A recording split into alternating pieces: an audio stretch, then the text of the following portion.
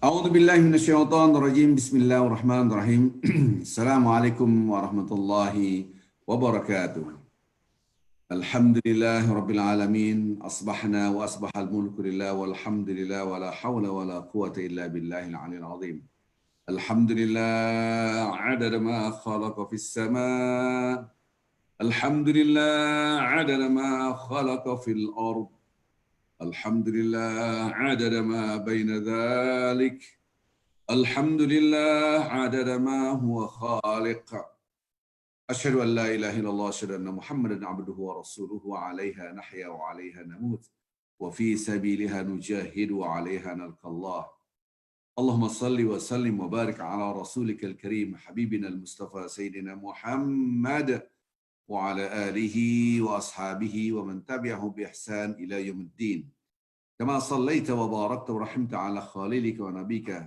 إمام الناس سيدنا إبراهيم وعلى آله وصحبه وعلى آله في العالمين إنك حميد مجيد. Bapak Ibu yang cinta Allah, kita bersyukur Alhamdulillah pada pagi hari ini waktu New York kita bisa bertemu kembali sebagaimana kajian sebelum-sebelumnya setiap hari Sabtu pagi dan Sabtu pagi dan Ahad pagi di waktu New York ataupun Sabtu sore ataupun Ahad sore di waktu Indonesia bagian Barat. Kita bertemu di Zoom ini. Ya, mudah-mudahan kegiatan ini bisa terus berlanjut menjadi sebuah tradisi yang baik dan biasanya kita juga hari Jumat berzikir bersama waktu Jumat sore karena prime time tapi waktu New York dan berarti pagi hari Sabtu pagi di waktu Indonesia bagian Barat. Dan insya Allah pada hari ini sebagaimana sudah kita tentukan jadwalnya setiap Ahad pagi waktu New York ataupun Ahad sore waktu Indonesia bagian Barat kita membahas tentang hadis-hadis Rasulullah Sallallahu Alaihi Wasallam berkaitan dengan akidah dan akhlak kita. Alhamdulillah yang tadi saya bacakan adalah Alhamdulillah adada ma khalaqa fis sama, Alhamdulillah adada ma khalaqa fil ard, Alhamdulillah adada ma baina dzalik, Alhamdulillah adada ma huwa khaliq. Itu kisah Rasulullah Sallallahu Alaihi Wasallam saat dengan waktu itu beliau sedang berjalan dengan Sa'ad ibn Waqqas. Itu sahabat Rasulullah SAW. Sa'ad ibn Waqqas adalah salah satu orang-orang yang disebut dalam mubasysyirin bil jannah, yaitu yang dijamin surga. Ketika itu bertemu dengan seorang wanita, dia sedang berzikir dengan biji-bijian, gitu kan. Kalau sekarang biji-bijiannya dijahit, jadilah orang Indonesia bilang tasbih yang ada, gitu kan. Rasulullah SAW melihat seperti itu, dia itu berzikir dengan batu-batuan atau biji-bijian seperti itu. Rasulullah tidak mengatakan, ini bid'ah haram, nggak gitu. Emangnya yang zaman sekarang ya. Jadi ternyata Rasulullah mengatakan, mau nggak saya ajarkan yang lebih mudah, lebih baik, dan pahalanya Masya Allah, dahsyat. Tentu seorang wanita tadi ketika mendengar kata-kata Rasulullah SAW, maulah diajarkan yang lebih baik. Apa itu? Subhanallah adada ma khalaqa fis sama, Subhanallah adada ma khalaqa fil ard. Ya Allah, aku bertasbih kepada Engkau ya Allah, sebanyak makhluk yang telah Engkau ciptakan di langit, dan aku bertasbih kepada Engkau ya Allah sebanyak makhluk yang Engkau ciptakan di bumi. Subhanallah adada ma baina dzalik. Ya Allah, kami bertasbih kepada Engkau sebanyak makhluk yang di antara langit dan bumi. Subhanallah adada ma huwa khaliq. Ya Allah, kami bertasbih sebanyak seluruh makhluk yang mana Engkau sebagai sang penciptanya. Begitu juga alhamdulillah. Begitu juga la ilaha wahdahu la syarika, la ilaha illallah. Begitu juga Allah Akbar. Begitu juga la haula wala quwata illa billahil aliyyil. Nah, ini maka itu dari hadis ini pertama kali kalau Anda melihat orang lain pakai tasbih, pakai biji-bijian ataupun pakai yang itu, jangan langsung bid'ah, haram. Nabi tidak pernah pakai itu. Tidak pernah pakai itu. Nah, ini kadang-kadang orang sombong banget. Tidak ikut sunnah Rasulullah SAW. Ittiba sunnah. Jadi ribut, masalah kecil. Maka itu orang yang besar adalah orang yang think big. Jangan masih kira yang kecil-kecil. Small thing itu nggak usah dipikirin yang kecil-kecil. Kita harus memikirkan yang besar, apalagi menyebabkan perpecahan antar umat. Yang kedua dari hadis itu berarti Masya Allah. Kita bisa melakukan hal itu dengan kata-kata ada dan sebanyak. Sama dalam hadis yang lain, Subhanallah, ada khalqihi wa ridha nafsihi wa zinata arsyi wa midada kalimati. Ya Allah, kami bertasbih ada khalqi sebanyak makhluk yang telah Kau ciptakan di bumi ini, di langit dan bumi. Ada khalqi wa ridha nafsi, kami bertasbih sebanyak-banyak sehingga menggapai cintamu, ridhamu. Wa zinata arsy, dan sebanyak perhiasan yang ada di langit dan di bumi. Karena langit dan di bumi yang memberikan perhiasan adalah Allah Azza wa Jalla. Subhanallah. Wa zinata arsy wa midad kalimati, dan sebanyak pena tinta pena, sebanyak tinta pena ilmu engkau, maksudnya sangat-sangat amat banyak sekali. Baik, itu adalah sebagai mukadimah kita sebagai memuji Allah Subhanahu wa taala ketika kita ucapkan alhamdulillah ya Allah, kami bersyukur, segala puji bagi Engkau pada pagi hari ini kita menikmati masih hidup. Dua nikmat yang selalu dilupakan oleh manusia, yaitu kebanyakan manusia melupakannya. Ini hadis Rasulullah SAW riwayat Bukhari, yaitu nikmat waktu dan nikmat kesehatan. Kadang-kala kita lupa nikmat sehat, bosnya sehat itu adalah harganya luar biasa. Kita bisa berdiri, berjalan, tersenyum, mungkin berlari, itu karena sehat. Maka banyak orang melupakan nikmat sehat, tidak mensyukuri nikmat. Kadang-kala nikmat itu hanya harta, uang, baru dia bersyukur, alhamdulillah dapat duit, bukan begitu. Padahal nikmat yang luar biasa adalah nikmat waktu. Anda punya harta banyak, ratusan miliar, tapi waktunya habis, wafat, selesai. Wa ma yughni anhu maluhu idza taradda. Tidak ada artinya apa-apa semua harta yang dimilikinya apabila sudah datang waktu kematian. Baik Bapak Ibu yang cinta Allah, semoga kita termasuk hamba Allah yang selalu mensyukuri nikmat waktu ini. Inilah yang menyebabkan umur panjang, la azidannakum. Kita hafal ayat Al-Qur'annya, la in syakartum la azidannakum. Kalau kalian bersyukur, kami akan tambah. Jadi tips kita untuk nambah umur diantaranya adalah mensyukuri nikmat waktu, bersilaturahmi. Itu juga menyebabkan nikmat waktu, nikmat hidup. Apalagi selalu bersedekah dan seterusnya. Apalagi berbakti kepada kedua orang tua, menambah umur kita.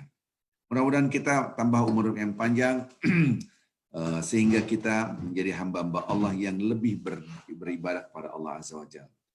Pembahasan kita sebelumnya adalah la ilaha illallah wahdahu la syarikalah sampai wa huwa ala kulli syai'in qadir. Hadis-hadisnya sudah saya bahas gitu kan. Ada yang mengatakan, ada hadisnya banyak sekali, la ilaha illallah wahdahu la syarikalah lahul mulk wa lahul hamd wa huwa ala kulli syai'in qadir. Ada lagi, la ilaha illallah wahdahu la syarikalah lahul mulk wa lahul hamd yuhyi wa yumit wa huwa ala kulli syai'in qadir. Ada lagi hadisnya, la ilaha illallah wahdahu la syarikalah lahul mulk wa lahul hamd yuhyi wa yumit wa huwa hayyun la yamut biyadihil khair wa huwa ala kulli syai'in qadir. Ini sudah kita kupas tentang hadis ini dan bagaimana pahala-pahala yang dijanjikan oleh Allah dan Rasulnya buat hamba-hamba Allah yang selalu berzikir. Bahkan di dalam hadis, tidak ada yang bisa menandingi nanti pahala di akhiratnya. Orang yang berzikir 100 kali, Masya Allah. La ilaha illallah wahdahu la syarikalah sampai wa ala kulli syai'in qadir. Tidak ada yang bisa menandingi kecuali bagi mereka yang lebih zikirnya dari 100 kali. Maka itu selalu saya anjurkan, yuk kita berzikir 100 kali, 100 kali. Nah, ini luar biasa. Kenapa? Karena bagi dia berzikir ini pahalanya Masya Allah. Dia sama dengan memerdekakan budak hamba sahaya. Dan yang lebih dahsyat lagi, dikirim para malaikat, Masya Allah, bodyguard yang jagain kita. Dan malaikat itu bersenjata, musel. Ini pernah kita bahas. Dan kita kupas lagi kata-kata la ilaha illallah, betapa dahsyatnya. Ini kekuatan yang luar biasa. Bahkan janji Allah Subhanahu wa taala banyak dalam hadis-hadis. Barang siapa akhir kalimat, perkataan kata terakhir sebelum beliau wafat, sebelum kita wafat, siapapun yang mengatakan la ilaha illallah terakhir kali, dia akan masuk surga. Subhanallah. Dan ternyata tidak semudah itu. Ternyata tidak semudah itu. Para sahabat enak banget masuk surga. Rasulullah kalau dibayar maksiatnya, walaupun dibayar maksiatnya, tapi kata-kata terakhir la ilaha illallah, maka itu kita mencoba untuk banyak-banyak berzikir. Redaksi ayat Al-Quran, ya ayyuhalladzina amanu dzkurullaha dzikran katsira, ya ayyuhalladzina amanu dzkurullaha dzikran katsira. Hai orang-orang beriman, berzikirlah, ingatlah Allah sebanyak-banyaknya. Ya, maka itu kadangkala saya paling nggak suka ketika orang berzikir 100 kali, 200 kali. Bid'ah, bid'ah, haram, haram. Tidak sesuai dengan ittiba sunnah Nabi. Tidak sesuai dengan ittiba sunnah Nabi. Ini keterbatasan ilmu, tidak banyak membaca, tidak banyak berguru dengan sumber yang banyak, akhirnya gampang ngejudge orang lain. Subhanallah. Saya tanya, berapa kali Rasulullah beristighfar satu hari? Paling dalam ada 2 hadis mengatakan 70 kali, ada yang mengatakan 100 kali. Itu baru bentuknya berzikir dalam arti istighfar. Berzikir-berzikir yang lain, Masya Allah. Lihat redaksi Al-Quran menyuruh kita sebanyak-banyaknya berzikir. Berzikir itu banyak sekali bentuknya. Ada masjid di daerah Aceh itu pecah, itu heboh sampai pemerintahan setempat masuk. Kenapa? Karena pengurusnya sudah sepakat bahwasanya tidak boleh membaca Al-Fatihah setelah salat fardu karena bid'ah haram, tidak sesuai ittiba sunnah Nabi. Ada tuh di YouTube ributnya, Masya Allah. Ini keterbatasan pengurus masjid tentang ilmu fikih. Maka itu mudah-mudahan jangan sampai terjadi pada komunitas kita perpecahan hanya gara-gara pemahaman haram, bid'ah haram. Harus belajar banyak sumber. Ya. Rasulullah SAW berzikir itu dengan berzikir yang banyak. Ketika diluaskan dalam beribadah, jangan Anda sempit-sempitkan haram bid'ah, haram bid'ah. Ya. Jangan seperti itu. Lihat hadis-hadis yang lain, maka pendekatannya tidak boleh 1-2 hadis, lihatlah hadis-hadis yang banyak. Pendekatannya bukan 1, 2, 3 dalil, karena ini namanya pendekatan parsial, hanya sebagian saja. Pendekatan yang harus kita gabung adalah pendekatan secara integral, secara utuh, lihat semua dalil, baru kita memahami. Maka itu ketika kita disuruh berzikir sekian kali, 100 kali, 200 kali, apalagi saya selalu mengajarkan berzikir seaneh Al-Falaq 300 kali, ini belum kita kerjain. Anas 300 kali, waduh, paling dikomplain sama orang. Nah, padahal Rasulullah SAW menganjurkan hal itu. Karena di dalam hadis Rasulullah SAW, beliau baca Al-Falaq 3 kali, Anas 3 kali. Nggak boleh 300 kali. Nah, bolehlah 300 kali karena berzikir adalah syifa. Baca Al-Quran adalah syifa sebagai obat. Subhanallah. Anda bisa tes nanti bagaimana ayat-ayat Al-Quran itu bisa betul-betul mengobati kita. Maka kata-kata la ilaha wahdahu la syarikalah, Anda bisa berzikir 100 kali, 200 kali, 300 kali. Karena Rasulullah membukanya. Membukanya dari mana? Itu redaksi. Bosnya tidak ada yang bisa menandingi amalan seorang yang berzikir 100 kali la ilaha wahdahu la syarikalah.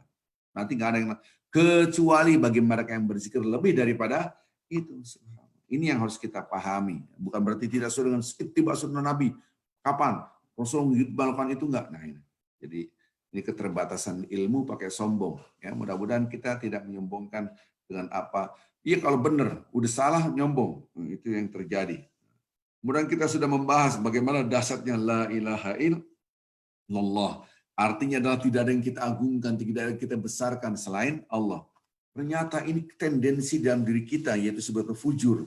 Kecenderungan di dalam diri kita memuji siapa? Diri kita sendiri. Yang kita agungkan, diri kita sendiri. Yang kita besarkan, diri sendiri. Yang anehnya adalah membesarkan dirinya dengan amalan-amalan yang dianggap orang masuk surga. Ini yang kemarin kita bahas sampai di sini. Maka kalau ada pertanyaan, siapakah yang pertama kali disiksa oleh Allah Azza wa Jalla dimasukkan ke neraka? Orang kafir. Enggak, lihat hadisnya. Ya. Ini pernah kita bahas hadis ini ya. Bapak-bapak ibu yang cinta Allah Subhanahu wa taala, ternyata 3 golongan. Yaitu pertama kali ditanya apa yang telah engkau lakukan di muka bumi dan aku telah memberikan nikmat begitu banyak.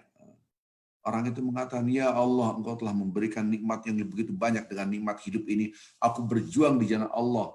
Jihad fi sabilillah, bukan hanya dengan harta pikiran, tapi jiwa ragaku sampai wafat mati syahid. Bayangkan. Nah, ternyata Allah Subhanahu wa taala mengatakan, memang kau telah melakukan hal itu, walakin kadzab, tapi engkau bohong. Kenapa engkau melakukan hal itu? Liuqal annaka jari, supaya kamu dibilang seorang pahlawan yang luar biasa. Subhanallah. Hadisnya jelas sekali. Apa yang telah engkau lakukan di muka bumi ini? Wah, ini para ustadz yang masuk neraka nih. Nauzubillah min zalik, yang para ulama yang masuk neraka, yang para orang-orang punya ilmu masuk neraka semua. Apa dikatakan? Ya Allah, aku telah menuntut ilmu, membacakan ayat-ayat Al-Quran. Masya Allah. Menunjuk dia ustadz lah gitu kan. Imam besar lah kasarnya gitu kan. Ulama besar lah gitu kan. Apa yang telah melakukan hal itu? Oh ya, saya sudah melakukan ini ya Allah, dan saya sudah mengajarkan. Allah mengatakan bohong engkau. Kenapa engkau melakukan hal itu? Supaya engkau dibilang liqal annaka alim wa liqal annaka qari, supaya kamu dianggap orang yang banyak baca. Banyak membaca, banyak membaca qari ataupun membaca Al-Qur'an. Kita kadang-kala ceramah di belakang kita apa? Buku-buku banyak. Kalau bahasa gaulnya maksud lo gitu. Supaya kamu dibilang banyak baca tuh buku-buku banyak banget tuh. Assalamualaikum warahmatullahi wabarakatuh ceramah gitu kan. Subhanallah, apakah Anda menunjukkan Anda punya ilmu banyak? Lihat, membesarkan siapa? Bukan lagi la ilaha illallah. Tidak ada yang aku agungkan, tidak ada yang aku besarkan, tidak ada yang berhak diagungkan dan dibesarkan dan disembah selain Allah. Tapi dia. Dan engkau melakukan hal itu, kamu mengajarkan supaya kamu dibilang ulama, seorang alim. Ya. Kadang-kala kita menisbatkan diri saya adalah pimpinan ulama dunia, wih gitu kan, saya adalah penceramah 5 benua, 1000 benua kali kan, saya adalah imam besar ini, menunjukkan di siapa dia, astagfirullahaladzim. Gitu kan. Menurut manusia mungkin wah dia pasti masuk surga, kenapa? Dia imam besar, ulama besar, gitu kan, penceramah 5 benua gitu kan, kadang-kala ditulis penceramah 5 benua, innalillahi wa inna ilaihi raji'un, hebat banget. Apalagi dengan adanya titel profesor, doktor, kiai haji, panjang banget kan. Subhanallah, kalau dulu kan tidak ada titel-titel seperti itu. Menunjukkan dia seorang yang pintar. Akhirnya titel bukan menyebabkan dia masuk surga, masuk neraka. Kenapa membesarkan dirinya sendiri? Golongan yang ketiga, apa yang telah engkau lakukan di muka bumi? Nikmat aku sudah aku berikan kepada engkau, hambaku. Ya Allah, aku sudah bersedekah di jalan Allah. Wah, dia mungkin membuat pondok-pondok pesantren, dia mungkin membuat panti asuhan, dia bangun masjid, dia bangun jembatan dengan hartanya. Ternyata Allah SWT mengatakan, kadzabta, kamu bohong. Kenapa engkau melakukan hal itu? Liqal annaka jawad. Kamu melakukan hal itu supaya kamu dibilang seorang dermawan. Jadi Bapak Ibu, hati-hati sekali apa yang kita lakukan. Itu harus betul-betul lillah, jangan membesarkan diri sendiri. Rasulullah SAW bertanya kepada Jibril, hai Jibril, terangkan aku tentang ikhlas. Betul-betul orang yang lillah. Jibril pun tidak bisa menjawabnya. Ya kan? Kemudian dia tanya Rabbil Izzah, yaitu Allah Azza wa Jalla ditanya. Benar Rabbil Izzah mengatakan, wahai Jibril, keikhlasan adalah rahasiaku min asrari, yaitu rahasia di antara rahasia-rahasiaku. Jadi keikhlasan adalah rahasia Allah. Seluruh manusia mengatakan si fulan masuk surga, kenapa? Dia jihad fisabilillah, dia seorang pahlawan yang luar biasa. Si fulan pasti masuk surga, kenapa? Dia ulama besar, imam besar, gitu kan? Subhanallah. Si fulan masuk surga, kenapa? Dia dermawan besar, dibangun sekolah-sekolah anak yatim, dia bangun masjid, Masya Allah.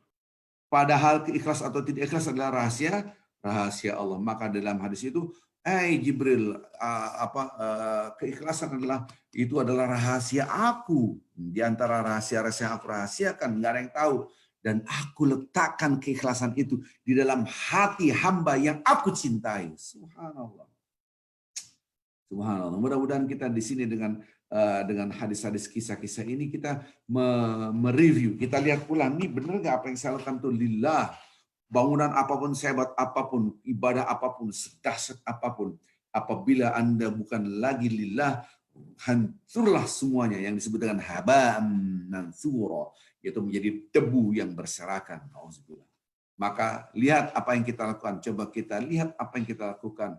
Apakah betul-betul lillah ataupun tidak lillah. Kadang-kadang sekarang Anda lillah, betul-betul lillah, tiba-tiba setelah sekian lama, tiba-tiba syaitan membisikkan. Kemudian orang tahu bahwa Anda berbuat kebaikan. Masya Allah, akhirnya Anda menepuk dada. Woi, kalau bahasa gaul di pasar, gue gitu loh, gitu kan, bahasa gaulnya gitu kan. Wah, saya gitu loh, bersaya-saya. Ya, mudah-mudahan kita terjaga hati kita. Maka itu Bapak Ibu yang cinta Allah SWT, kurangilah Anda mengatakan bersaya-saya. Boleh bersaya-saya kalau bicara ke dosa. Saya ini banyak dosa, ya Allah. saya banyak kekurangan ya Allah, saya belum melakukan hal yang terbaik ya Allah. Itu bolehlah Anda cerita. Tapi saya sudah ini, saya sudah ini, saya ini sudah ini. Wah, ini berbahaya sekali. Kenapa? Tanpa Anda sadari apa yang Anda ungkapkan adalah sebagai catatan. Wa ma yalfadhu min qaulin illa ladaihi raqibun atid. Tidak ada satu ucapan pun kecuali yang mencatatnya adalah kanan kiri kita. Mudah-mudahan kita bisa membersihkan hati ini. Kalau berbicara keikhlasan, Masya Allah. Apakah betul hati kita la ilaha illallah? Apakah betul hati kita betul-betul la ilaha illallah? Ada hal yang sangat besar sekali nanti pertanggungjawaban di akhirat. Bapak Ibu yang cinta Allah Subhanahu wa taala, yang ini yang agak berat. Kita tahu bahwasanya nanti ketika kita akan wafat, pasti kita akan dimandikan. Ketika kita wafat nanti setelah dimandikan kita akan dikafani. Setelah kita dikafani, setelah kita akan disolatkan. Setelah itu nanti akan kita dikubur. Saat dikubur nanti kita akan ditanya, yaitu di dalam alam barzah. Pasti akan pertanyaan. Tidak mungkin Anda ditanya nama kamu siapa, nasionaliti Anda apa, warga negaranya dari mana, gitu. Tidak pernah ditanya itu, gitu kan. Tidak pernah, nama pun tidak pernah ditanya. Tapi man rabbuka. Yang pertama kali ditanya siapa Tuhanmu yang kau agungkan, yang kau besarkan itu siapa, gitu kan. Tentu ini pertanyaan-pertanyaan kita sudah tahu semua lah. Dan ternyata ketika kita ucapkan Allah, Allah, itu tergantung hati kita. Kalau selama hidup kita berbuat karena Allah, karena Allah, karena Allah, karena Allah, karena Allah, karena Allah, karena Allah, maka insya Allah, ya haulillah, mudah-mudahan kita semua yang ada di sini, ya, para partisipan, para pendengar ceramah, mudah-mudahan kita termasuk hamba Allah yang tutur kata kita yang terakhir ketika kita wafat adalah la ilaha illallah. Mudah-mudahan. Amin ya rabbal alamin. Itu penting sekali. Sudah, dan ternyata memang tidak mudah. Apa? Ketika orang itu ditanya man rabbuka, Allah, siapa yang menjawab amal ibadah kita? Tapi dalam hidup kita, seandainya Anda sudah ibadah, baca Qurannya bagus, hafal Quran 30 juz, suara yang Bismillahirrahmanirrahim, wih, keren banget, gitu kan. Kalau jadi imam panjang-panjang, tapi dalam hatinya, supaya tahu makmum, bacaan saya bagus kan, keren kan, supaya tahu makmum semua orang-orang, bahwa saya hafalan saya banyak kan. Ketika dia berceramah, bukan saja hafal Qur'annya, halamannya tahu, letaknya di kanan kiri tahu, di atas apa di bawah tahu semua, sehingga ini melotok banget, bukan hafal Qur'an, tempatnya pun tahu, gitu kan. Subhanallah, halaman berapapun tahu, sehingga orang-orang tahu bahwa saya adalah orang yang sangat pintar, gitu kan. Maka di dalam kubur tidak bisa mengucapkan Allah. Kenapa? Kenapa selama hidupnya adalah yang dibesarkan dirinya sendiri. Nauzubillah min dzalik. Maka itu ketika kita melakukan sesuatu, kita review apakah tadi saya berceramah menunjukkan saya punya ilmu ataupun memang untuk berbagi ilmu. Ketika saya jadi imam, apakah saya menunjukkan saya banyak hafalannya dan bacaan saya bagus, atau memang saya betul-betul lillahi ta'ala menjadi imam. Apapun, maka Rasulullah SAW mengingatkan kita, ini penting Bapak-Bapak, tolong dicatat dalam hati kita yang paling dalam. Supaya kita tidak salah niat. Rasulullah SAW mengingatkan kita, ini pegang, tolong. Mulailah apapun yang kita kerjakan dengan nama Allah. Dengan nama Allah. Cuman bismillah doang, bismillah. Bismillah. Hanya kata-kata bismillah dengan nama Allah. Ini kadang-kala kita nggak pakai nama Allah gitu kan. Akhirnya lupa tujuan hidup kita. Sekarang saya tanya Bapak-Bapak Ibu, ini selalu saya berikan analogikan. Pernahkah kita berkendaraan ataupun berjalan? Naik motor kah, naik mobil kah, naik apapun gitu kan. Ketika kita naik mobil, kita ini mau kemana ya? Saya rasa nggak pernah. Udah 1 menit, 2 menit, ini pernah saya bahas ketika Ramadan. Udah 10 menit, 15 menit, mau kemana? Nggak tahu. Gitu kan. Sampai pun Anda mau jalan-jalan kemana? Ya mau jalan-jalan, tujuannya memang jalan-jalan. Subhanallah, nggak mungkin. Kenapa ketika Anda mengambil kunci mobil, mau jalan, itu sudah ada di sini, tujuan akhirnya apa? Itu orang yang waras. Tapi kalau Anda naik mobil, naik kendaraan, udah jalan, udah lama, mau kemana? Nggak tahu, itu pasti stres dia. Gitu kan? Pasti stres, itu tuh nggak normal pasti. Gitu kan? Nah hidup kita udah jalan, dan tujuan Anda ngapain? Gitu. Kadang-kadang saya juga bingung, ini orang-orang bule ini ke gereja juga jarang, sekulerisme. Dia udah memisahkan antara agama dan kehidupan realitanya. Ini tujuannya ngapain mereka hidup? Bayangin itu. Hidup tidak tahu tujuannya. Kita minum aja nih, minum. Wah, ini barusan dari Pak Koba nih ngasih minum. Masya Allah. Minum aja pakai bismillah. Minum aja udah tujuannya. Saya ini minum beribadah. Saya pernah berdialog. Kalau bilang debat nggak enak ya. Lintas agama. Kebetulan dia mengambil agama yang lain yang pakaiannya pun sehari-harinya pakai gitu kan. Ini pun gundul. Perempuan pun ininya gundul gitu kan, karena dia tidak urusan duniawi, tidak pakaiannya itu ya kayak gitu. Ketika saya makan yang enak, enak banget nih, masya Allah. Waktu itu lunch kita break, katanya kamu tahu agama, kamu dekat dengan Tuhan, kenapa kamu muji makanan ini? Saya tidak muji makanan ini, bahasanya adalah masya Allah, memuji Allah. Langsung dikasih pertanyaan, apakah kamu hidup ini untuk makan atau kamu makan untuk hidup? Wih, pertanyaannya gitu kan. Coba Bapak Ibu kalau ditanya, ente makan untuk hidup atau hidup untuk makan gitu kan. Bingung jawabannya. Saya sih selalu out of the box gitu kan, berpikirnya thinking out of the box itu tidak terjebak dengan permasalahan. Saya bilang Anda memberikan dua opsi yang tidak benar, karena dalam Islam tidak pernah dibahas itu. Tentu secara fisik kita makan ini supaya hidup, tapi bukan tujuannya. Wah, dia nggak ngerti. Akhirnya saya terangkan tentang hidup. Dalam hidup Islam adalah dia itu inna salati wa nusuki wa mahyaya, wa mahyaya, hidupku itu untuk Allah. Jadi makan saya pun untuk hidup betul, tapi hidup itu bukan tujuan, hanya untuk Allah. Hidup itu adalah sarana. Kalau hidup adalah tujuan, wah, kehidupan inilah kehidupan. Ada lagi akhirat, nggak ada lagi Allah. Yang penting hidup enak. Dia nggak bikin aturan, norma agama dibantai. So, yang penting saya hidup enak. Yang penting hidup enak. Nah, maka itu tujuan hidup kita adalah iyyaka na'budu wa iyyaka nasta'in. Saya makan ini buat hidup itu untuk ibadah kepada Allah. Maka minum pun adalah ibadah, makan pun ibadah, tidur pun ibadah. Ini pernah saya bahas kemarin, ya. Berandai-andai supaya gampang hitungnya.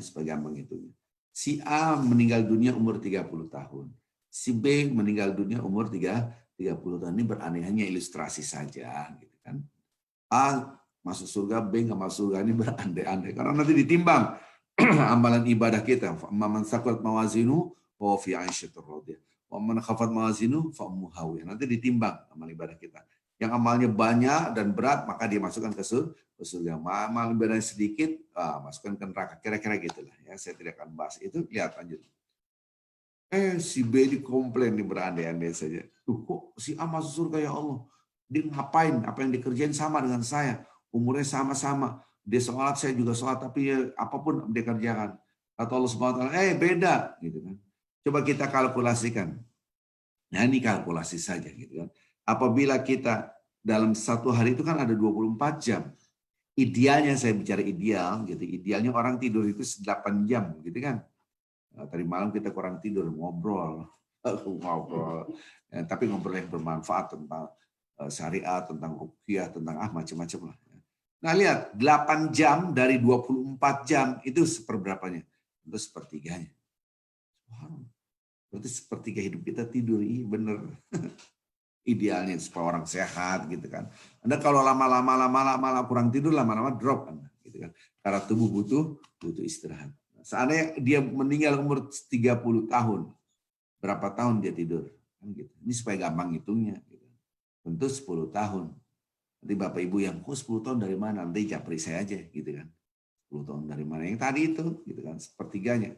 Nah, ternyata Allah SWT, wahai B, Anda nggak usah komplain. Si A ini setiap tidur dia menyebut nama aku. Bismikallahumma tidur dengan nama Allah. Bismi dengan nama Bismika, dengan nama Engkau ya Allah. Ya aku hidup, menjalani hidup. Dengan nama Engkau juga amut, aku mati, maksudnya tidur. Tidur pun dia lillah. Yang dibesarkan Allah. Bangun tidur, alhamdulillah ya Allah, alhamdulillah, lazi ahyana ma'ana ma'amatana wa nusyur. Makasih Allah, Engkau telah menghidupkan aku setelah Engkau mematikan aku. Maksudnya bangun tidur. Tidur dengan nama Allah, bangun tidur dengan nama Allah. Maka hitungan detik per detiknya itu dihitung pahala. Sementara engkau kan nggak pernah tidur tidak dengan nama aku, bangun tidur tidak dengan nama aku, mungkin tidurnya pakai nama WhatsApp, bangun tidur pakai WhatsApp gitu kan. Nanti kalau ditanya man rabbuka, WhatsApp gitu bisa jadi gitu kan. Dia, apa yang di pikiran kita, hati pikiran kita adalah Allah. Pada hari Sabtu kemarin kita membahas tentang bagaimana melihat segala sesuatu harus ada rasa di situ, tanda kebesaran Allah Azza wa Jalla. Ini sangat amat penting sekali. Maka itu orang-orang yang merenungi alam semesta sertasinya, termasuk air yang di depan saya. Ini adalah Allah Azza wa Jalla yang mencipta. Ketika kita minum, Masya Allah, Subhanallah. Maka orang ini akan berzikir baik dalam keadaan berdiri, duduk atau berbaring. Manusia cuma 3, kalau nggak berdiri, duduk, berbaring. Maka di dalam ritual-ritual kita, apapun yang kita lakukan, mulailah dengan nama Allah. Karena ini pondasi, karena ini pondasinya la ilaha illallah. Maka orang itu selalu ingat Allah, ingat Allah. Kerja apapun, yang gampang nyapu lah. Ibu-ibu nyuci piring, bismillah. Selesai, piring ditaruh di rak, ngeringin, alhamdulillah Allah. Apa susahnya? Ataupun sambil nyapu, Anda pakai zikir. Subhanallah wa bihamdihi, subhanallah, azim, astaghfirullah wa atubu ilaih. Subhanallah wa bihamdihi, subhanallah. Dosa. Tidak ittiba sunnah Nabi. Hancur, hancur. Ini kadang-kadang nih, gitu kan. Kadang-kadang ngotot nyalahin tapi tidak punya ilmu. Subhanallah. Nabi tidak pernah nyapu pakai zikiran itu sama sekali. Wih, gitu kan. Nyapu nggak usah pakai Allahumma anta rabbi la ilaha illa anta khalaqtani. Saya istighfar. Saya sudah ajarkan semuanya. Ya. Gak boleh nyuci piring pakai sayur istighfar. Gak sopan. Ya Allah. Sayur istighfar, coba lihat hadis itu. Pagi dan sore. Ini pemahaman tekstual, maka kita harus memahami betul-betul, jangan mengibarkan beritibak malah bertentangan dengan sunnah Rasulullah Shallallahu Alaihi Wasallam. Saya akan mengatakan jutaan kali, wahai umat Islam, belajarlah dengan banyak sumber. Itu penting. Banyak ustadz harus kita pelajari, jangan ustadz ini lagi, ini. Jangan buka wawasan Anda. Ini harapan saya. Ini saya tidak akan bosan-bosan. Setiap ceramah saya akan masukkan begitu. Supaya kita ilmunya, sumbernya banyak buku. Jangan punya versinya itu aja. Penerbitnya itu aja gitu kan. Karena penerbit ini punya misi. Ya. Gitu. Ini kita buka wawasan kita. Baik lagi tadi. Ketika kita berzikir, menyebut nama Allah, apapun, bismillah, apapun. Inilah baru kita ngerti kata-kata la ilaha illallah. Tidur pun dengan nama Allah. Dihitung itu. Si B tidak dihitung, kenapa? Karena amal ibadahnya ketika dia tidur tidak dianggap ibadah karena dia tidur bangun tidur. Mantap, segar gitu. Kan gitu. Subhanallah. Anda makan minum ini. Subhanallah. Sekalian minum. Alhamdulillah. Dia nggak minum alhamdulillah. Wah, enak banget nih. Mantap. Maknyus gitu kan. Subhanallah. Ini apa? Harusnya Anda mengucapkan alhamdulillah jadi ibadah. Subhanallah. Jadi hal yang kecil menurut kita tapi besar di mata Allah. Tapi menurut kita kecil. Biasanya tuh doa bangun tidur, doa mau tidur, doa mau makan. Biasanya apa? Konsumsi anak-anak TK atau kelas 1 SD, doa mau makan, doa habis makan. Ini pemahaman yang salah. Begitu juga cerita kisah Nabi. Wah, itu biasanya pelajaran SD itu. Padahal kisah Nabi itu Masya Allah. Di dalam Al-Quran itu banyak kisah-kisah. Kisah-kisah Nabi, kisah-kisah orang soleh. Para hadis-hadis ini harus, nanti di Al-Hikmah juga harus membuka kisah-kisah Nabi, kisah orang-orang soleh, kisah-kisah orang yang bertaubat. Itu ada. Nah, ini harus kita buka. Ini belum saya sempat masukkan, belum sampai tercapai lah target saya. Sebetulnya saya siapkan itu, tapi belum karena waktu ya. Jadi kita harus banyak, kisah ini penting. 2/3 Al-Quran rata-rata ini adalah bicara kisah. Gitu kan. Karena kisah cerita ini mengilhami kita, memberikan inspirasi kita, memberikan motivasi kita. Oh iya begitu ya. Dan di dalam Al-Quran hudan, petunjuk. Al-Quran adalah petunjuk. Hudan, itu adalah petunjuk. Hudan lil muttaqin. Ihdina, ya Allah kau berikan petunjuk. Seperti apa sih? Alladzina an'amta alaihim, seperti orang-orang yang kau telah berikan nikmat. Ini kan kisah. Maka tuh Nabi mengingatkan kita, berzikirlah, berzikirlah, berzikirlah. Gitu kan. Subhanallah. Oleh karenanya kita mencoba, yuk kita bangun la ilaha illallah dalam hati kita dari hal yang kecil, yaitu mulailah pekerjaan kita dengan nama Allah. Tolong dihafalkan hadis ini yang selalu saya ingatkan. Al-Kais itu orang cerdas. Ketika saya diminta oleh kakak kandung saya, kakak saya bilang, Arifin, ini saya punya anak, kasih nama dong yang bagus. Saya bilang, Kais. Apaan? Al-Kais. Apaan kunci? Gitu. Bukan kunci, ini bahasa Arab. Orang pinter artinya. Gitu kan. Ini bukan bahasa Inggris. Bahasa Al-Kais. Kais itu orang pinter. Nabi yang ngomong. Dia kasih nama Kais. Gitu kan. Al-Kais man dana nafsa wa amila lima ba'dal maut. Yaitu orang cerdas adalah orang yang bisa menguasai nafsunya. Ini pinter. Tapi kalau orang ngubar nafsunya, marah mulu, baper gitu kan, dikit-dikit baper, marah lagi, dia tidak cerdas. Gitu kan. Maka itu ketika kita mengatakan mandana nafsa, yang bisa menguasai nafsa, wa amila lima ba'dal. Dia melakukan apapun untuk bekal kematian. Itu cerdas. 2 poin. Maka itu Bapak-Bapak Ibu, saya tulis di flyer itu. Orang marah itu seperti ada api. Yang pertama kali menjadi korban terbakarnya api, korban yang dibakar adalah akal sehatnya.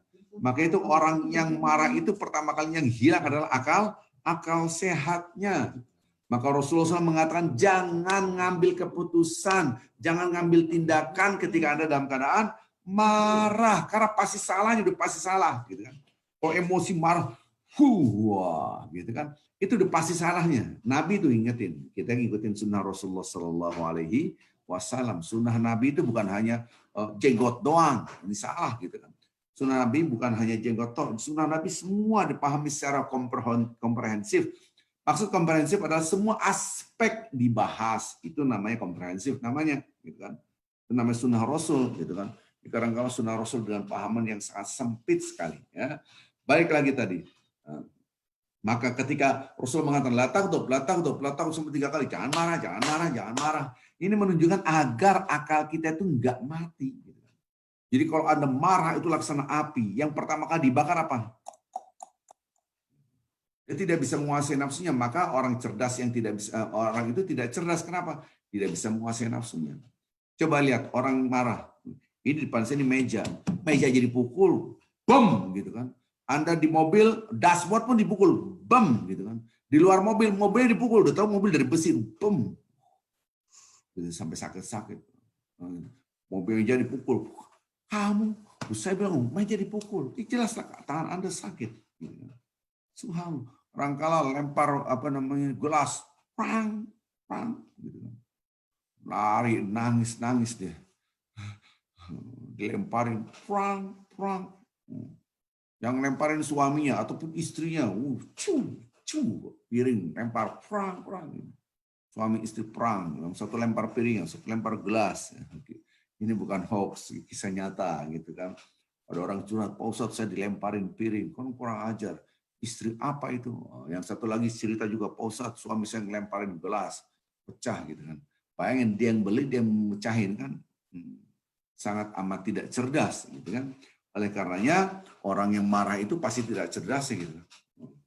Maka itu orang cerdas yang bisa menguasai nafsu. Yang mengubar nafsu syahwatnya diubar, dia tidak cerdas gitu kan. Nafsu apa saja.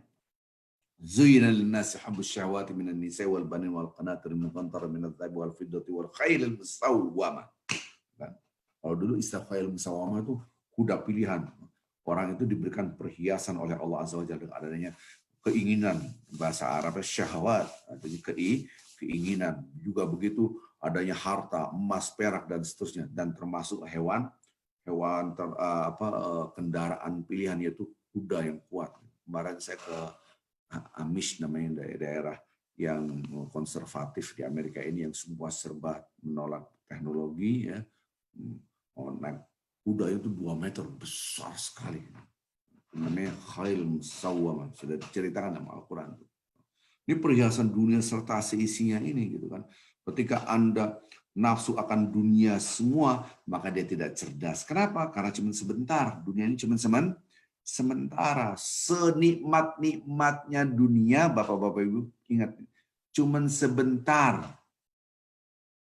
Anda punya makanan paling enak, minuman paling enak, cuma sebentar, kelar, selesai. Gitu.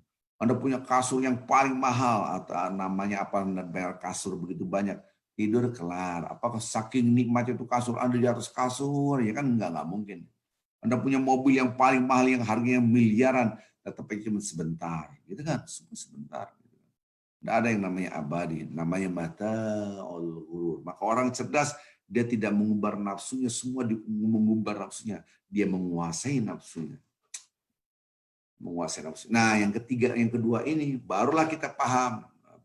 Dijadikan semua apa yang dilakukan di muka bumi ini sebagai bekal kematiannya. Itu pinter banget. Pinter orang pinter. Itu pinter. Kebalikan pinter, tahulah semuanya bahasa yang lain. Gitu kan. Jadi semuanya, apapun yang dikerjain, itu harus jadi bekal matinya. Wah, yang keren banget gak sih?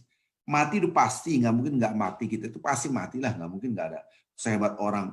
Orang yang mabuk, yang maksudnya banyak, mungkin narkoba, yang mungkin berzina, dia membunuh preman ataupun apa, ditanya mati nggak? Pasti matilah. Sambil mabuk, sambil minum, nanti mati. Mana ada orang nggak mati coy. Sambil ngomong, sambil mabuk dia tahu deh. Maksiat sehebat itu dia tahu, mana ada orang hidup mulu. Kita pasti mati. Sambil mabuk dia ngomong begitu kan. Dia tahu pasti akan mati, manusia akan mati. Ujungnya kematian, akan ada bekal akhirat. Maka orang cerdas, semua yang dikerjain harus jadi bekal kematiannya. Caranya gimana? La ilaha illallah. Jadikan semua adalah mengagungkan Allah.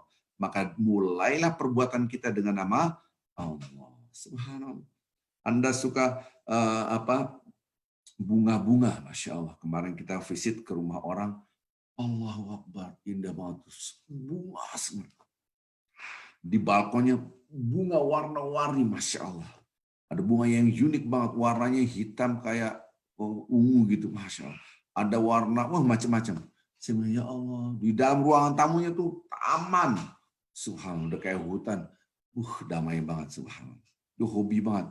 Nah, ketika kita ngeliat bunga, Masya Allah, subhanallah, ibadah. Mungkin dia duduk begini, subhanallah, Allahu Akbar, la ilaha illallah. Bagus. Ibadah gitu kan. Nah di belakang kita ini, di belakang kita ada orang lagi panen. Ada gambar haram, bidah. Kenapa? Gambar orang. Allahu Akbar. Saat di belakang saya juga ada gambar sapi. Waktu itu saya pernah masuk rumah orang. Besar sekali gambarnya itu. Ada sapi, ada kerbau. Pokoknya gambarnya itu tentang sawah, kemudian ada orang-orang. Kemudian tuan rumahnya ngomong, Pak Ustadz ini haram nggak sih? Enggak lah. Karena ada Ustadz mengatakan ini haram. Hadisnya begini. Ya Allah, hadis lukisan itu haram. Makanya memahami hadis itu harus dengan jelas. Gitu. Maksudnya haram itu orang-orang yang suka menulis-nulis, menggambar-gambar. Dulu dia berbisnis untuk mencari nafkah, apa? Dia membuat Tuhan, gambar-gambaran Tuhan seperti ini. Gitu. Wah, kemudian dia bikin patung-patung, dijual belikan. Maka nanti ditantang oleh Allah, coba Anda hidupkan itu, bisa nggak tantangan itu? Nah, hadisnya begini, iya mak hadis ini benar semua, lihat konteks hadis ini. Konteks hadis ini, harus dilihat konteks hadis ini. Nah, kalau Anda menggambar sesuatu untuk mengagungkan, membesarkan, nah haram gitu kan. Gambar kakeknya, fotonya, wih, ini penyelamat hidup saya ini. Penyelamat, kakeknya udah mati, menyelamatkan diri, susah gimana menyelamatkan diri kita. Gitu kan. Maka ketika kita ngeliat gambar itu, berzikir malam jadi pahala. Allah Akbar, subhanallah. Dapat share saya kemarin tuh. Wih, haram jual beli kaligrafi.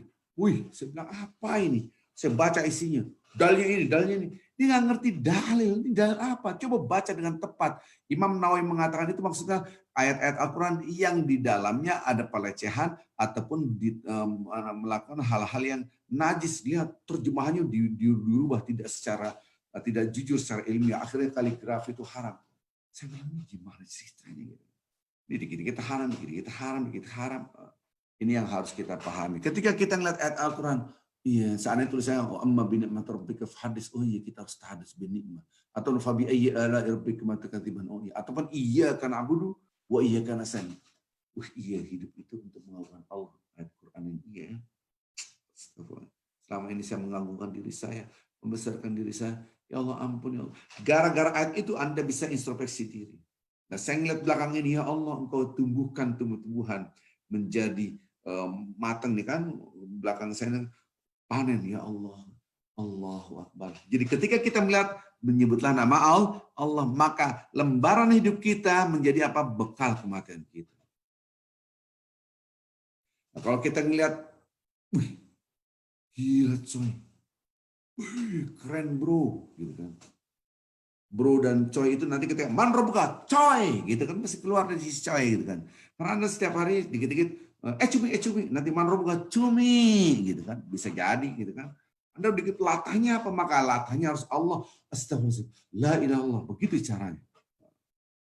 Jadi lembaran hidup kita adalah penuh dengan bekal kematian. Subhanallah. Kenapa? Karena la ilaha illallah. Dan nah ini yang penting sekali. Kita ngejar, lihat, perhatikan Bapak-Ibu, tolong, ngejar yang menyebabkan bekal mati. Otomatis kita meninggalkan hal yang merugikan kita di akhirat. Yang lucunya, tutur katanya bukan namanya Allah. Saya ini begini, saya ini begini, saya ini begini. Saya ini dekat dengan orang yang terkaya di New York ini, berandai-andai. Orang yang paling hebat di sini, yaitu gubernur sini. Saya kenal dengan orang, saya masuk TV, masuk radio, TV-nya kecil gitu, masuk ya.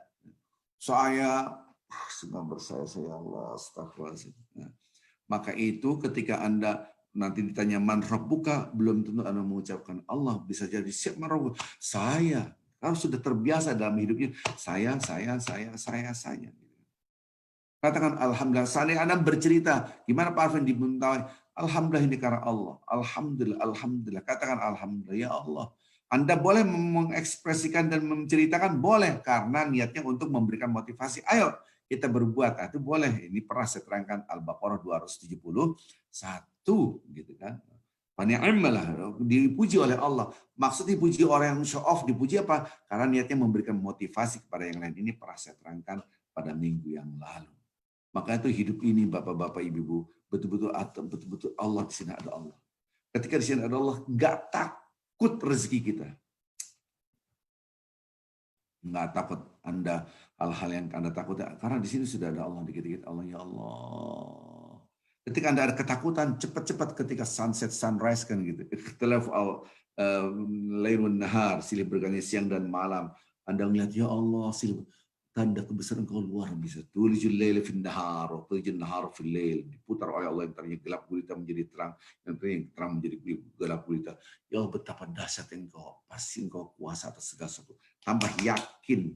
Maka dikit-dikit ya Allah, alhamdulillah, dikit-dikit alhamdulillah, dikit-dikit alhamdulillah. Maka nanti di padang mahsyar, nanti Bapak-bapak Ibu yang cinta Allah Subhanahu wa taala, satu hari jadi 50.000 tahun. Betapa lamanya kita menuju pada surga. Walaupun kita masuk surga, kadang-kadang nunggunya lama banget. Bukan berarti kita, taruhlah suami istri masuk surga, bisa jadi istrinya dulu masuk surga, ataupun suaminya dulu masuk surga, bisa jadi. Kalau Anda satu keluarga, yang satu maksiatnya luar biasa, tapi dia cinta keluarganya, ya pisahlah nanti di akhirat. Pisah. Dia ada seorang bapak maksiatnya luar biasa, dia nangis-nangis depan saya, ya Allah, gimana Pak Ustaz, curhat. Masuk rumah itu jam 4, pulang di atas jam 12, jam 2-an lah. Bayangin datang jam 4 sore, pulangnya jam 2 malam. Kita ngusirnya gimana, udah dikit-dikit ngejam, dikit kagak ngerti-ngerti ini orang. Nangis, dosa saya banyak banget Pak Ustadz. Nanti saya di akhirat bisa jauh dari anak-anak saya. Anak-anak saya orang-orang baik. Mereka, kalau mereka baik masuk surga, saya gimana? Oh, nangis deh. Dosa saya dosa besar, nangis. Paham? Ya nanti di akhirat yang baik-baik, yang nggak baik, gimana dia pisah gitu. Perpisahan di dunia saya udah nangis, nggak mau pisah di dunia, nanti saya takut pisah di akhirat satu hari 50.000 tahun. Orang mungkin anak-anaknya dulu, istrinya dulu, dia belakangan bisa jadi gitu. Mungkin bedanya 7 hari, 7 hari kali 50.000 tahun, bayangin. 350.000 tahun. Satu hari 50.000 tahun. Tapi ada orang cepat, masuk tanpa hisab. Siapa itu? Ulaikumul hamadun, yaitu orang-orang yang hamadun. Siapa hamadun itu? Yaitu yang selalu memuji Allah. Dalam keadaan nikmat dia muji Allah, dalam keadaan sengsara dia muji Allah. Inna lillahi wa inna ilaihi, tidak pernah mengguruti putusan Allah. Qadar Allah, ini yang terbaik. Dia tidak pernah kenapa begini. Maka itu kalimat harusnya begini adalah kata-kata syaitan. Ini yang terbaik. Dia selalu muji Allah. Gitu. Cepat. Gitu. Nah, kita coba dalam hidup kita. Coba Anda dari bangun tidur sampai mau tidur lagi berapa kali? Berapa kali? Alhamdulillah. Coba antara dua ini, bayangkan mana? Bangun tidur, melihat ember di sini. Siapa lagi taruh ember di sini? Masuk kamar mandi, sabun jatuh lagi. Sabun pakai jatuh. Siapa lagi pakai? Ngomel aja, ngomel banget. Mau keluar rumah, hujan lagi. Gitu. Decak terus gitu kan. Naik mobil, macet gitu kan. Berdecaknya banyak banget. Gimana mau mendapatkan predikat orang-orang yang memuji Allah? Wah, sampai pun Anda merasakan kesengsaraan, qadar Allah, ini sudah ditentukan Allah dan ini yang terbaik. Sampai Anda ngeliat tadi sabun jatuh, Anda ambil, Allah, taruh lagi sabun tempatnya, akan dapat pahala, alhamdulillah ya. Kan gitu kan. Hujan lebat, nggak jadi jalan nih. Masya Allah, subhanallah, la ilaha illallah. Berzikir, keren banget nggak sih? Gitu. Nah ini kita coba jadikan lembaran hidup ini jadi bekal kematian kita. Coba kita, ini penting sekali ya, ini adalah nasihat buat diri saya. Jangan merusak ketika kita ngejar yang manfaat untuk bekal kematian, jangan ngambil yang tidak bermanfaat. Maka ketika orang cerdas itu, dia tidak mau bersaya-saya. Kenapa? Kalau Anda bersaya-saya pasti baper, pasti baper. Enggak memberikan apresiasi, gitu kan gitu. Mau tidak menghormati gitu kan. Orang yang haus akan dihormati itu gampang gitu, baperan gitu kan. Dia seorang jenderal gitu kan. Pas dia sudah pensiun enggak menghormati, dia enggak kenal saya apa. Saya kan begitu yang terjadi. Biasanya tasnya dibawain pintu mobilnya dibukain gitu kan. Pagi Pak gitu kan. Siap gitu kan. Dia pensiun, ada yang bukain pintu lagi. Gitu drop dia. Karena sudah terbiasa ininya, pikirannya dan hatinya, habit of mind-nya dia menepuk dada. Nggak ada yang menghormati dia lagi. Waduh, gitu kan, stres dia. Gitu kan. Ini yang harus kita hati-hati. Ini kan merugikan akhirat kita. Maka kata-kata la ilaha illallah betul dalam hati kita dan kita ucapkan. Anda berzikir la ilallah, la ilallah juga boleh gitu kan. Astagfirullahaladzim, la ilaha illallah. Allah Akbar, la ilaha illallah. Nanti ketika akhir hayat Anda, ketika datang malaikat pencabutnya, la ilaha illallah, la ilaha illallah. Begitu caranya. Apalagi Anda sampai mimpi. Pernah nggak dalam hidup bapak-bapak ibu mimpi ngelindur, istilahnya ngelindur itu bahasa Jawa, bahasa Indonesianya ngigau pakai zikir. Allahu Akbar, Masya Allah, la ilaha illallah. Coba pernah nggak gitu? Kalau pernah udah keren banget. Berarti zikiran itu mendarah daging dalam diri kita gitu.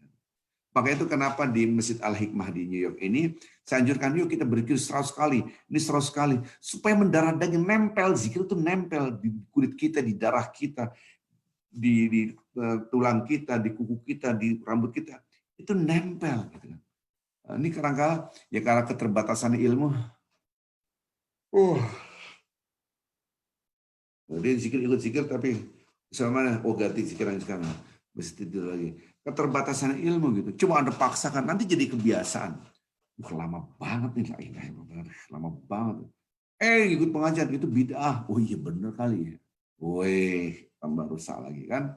Maka itu ini banyak hal yang apa kita lagi membina, membangun kebiasaan berzikir gitu kan. Nah, ketika kita membangun kesalahan individual vertikal, Bapak-bapak, jangan lupa kesalahan sosial horizontal kita. Ya, Anda berzikir tapi tidak sedekah, sama aja bohong, gitu kan?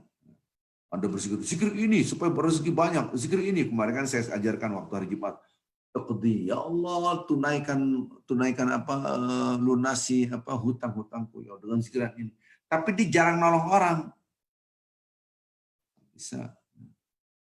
Wallahu fi 'aunil 'abdi ma dabal 'abdu fi 'auni akhi. Allah selalu nolong seorang hamba selama hambanya selalu nolong orang lain. Ini ada zikiran dari Pak Arifin supaya kita rezekinya lancar. La ilaha anta subhanaka inni kuntu minaz zalimin. Baik beristighfar, hamba zikir ini, ini hari Jumat. Oh, kita zikir ini, mustajab. Tapi dia pelit. Ya, jauh gitu kan. Maka itu rata-rata orang pelit hidupnya susah, perhatiin. Walaupun kadang-kala dia punya harta banyak karena kepelitannya, tapi hidupnya susah. Pasti. Hal yang kecil aja, dahdunya banyak. Susah banget gitu kan. Hilang gitu. Sebenarnya ini kisah nyata. Waktu itu kita ngobrol-ngobrol dengan orang yang punya ratusan miliar duitnya di mana-mana. Ada di sini, ada di sini, di sini. Saya juga dikenalin orang. Dia ngomong investasinya sekian ratus miliar di sini. Belum dapat ininya. Mungkin dividennya belum dapat. Gimana sih? Dahdu. Padahal nggak usah mikirin dividen itu, dia hartanya berlipat. Dia mikir yang kecil-kecil itu. Masya Allah. Subhanallah. Yang kecil dipikirin jadi, aduh susah banget. Itu saking pelitnya.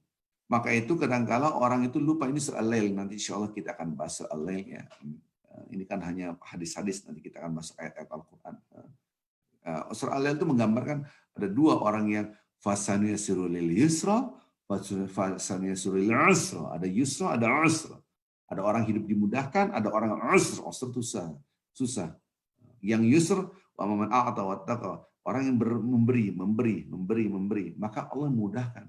Tapi bakhila wastaghna, dia pelit sambil keriang kalau orang Minang bilang tuh. Meditnya luar biasa, koret, maka dia hidupnya susah. Lihat ketika kita orang cerdas itu membangun kesalahan individual vertikalnya, dia tidak melupakan kesalahan sosial horizontalnya. Subhanallah. Dia bangun kesalahan sosial horizontalnya. Ketika kesalahan sosial horizontalnya dibangun, tidak lupa ini berdasarkan kesalahan individu vertikal. La ilaha illallah. Anda membantu, tetap karena Allah Subhanahu wa taala. Mudah-mudahan ceramah hari ini bermanfaat buat kita semua. Ya, saya serahkan kepada Pak Kris. Selanjutnya silakan saja. Kalau ada bertanya, saya akan jawab. Mudah-mudahan pada hari ini Bapak-Bapak Ibu mendapatkan hidayah, kita semua mendapatkan petunjuk semakin dekat dengan Allah Azza wa Jalla. Bisa jadi adalah hari-hari ini adalah hari-hari semakin dekat kematian kita. Hanya Allah yang tahu kapan kita akan wafat. Jadikan lembaran hidup kita la ilaha illallah. Mulailah segala sesuatu dengan berzikir. Apapun kita berzikir. Coba sekali-sekali Bapak-Bapak Ibu sekali-sekali Anda bebenah rumah pakai Sayyidul Istighfar. Keren banget kan? Allahumma nih sampai ngelap meja. Allahumma anta rabbi, ngelap kaca. La ilaha illa anta khalaqtani, nyuci piring. Wa ana abaduka wa ana ala ahdika wa wa'adika mastata'tu. Atau zikir yang kita hafal. Subhanallah wa bihamdihi subhanallahil azim astaghfirullah wa atubu ilaihi. Itu ada dua hadis di dalamnya dan saya sudah mengajarkan. Subhanallah bihamdihi subhanallah azim astaghfirullah wa atubu ilaihi. Ataupun zikir Nabi Yunus. La ilaha illa anta subhanaka inni kuntu minaz zalimin. La ilaha illa anta subhanaka inni kuntu minaz zalimin. Atau supaya Anda kuat ibadahnya.